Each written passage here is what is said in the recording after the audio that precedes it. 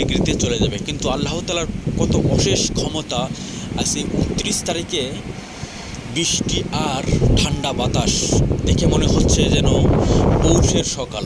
এত ঠান্ডা আর এত বাতাস আর বিজলি, তো সব কিছু আল্লাহ তাআলার উপরই নির্ভর করে। মানুষ সাধারণত তার চিন্তার মাধ্যমেই একটু গবেষণা করে। ধন্যবাদ।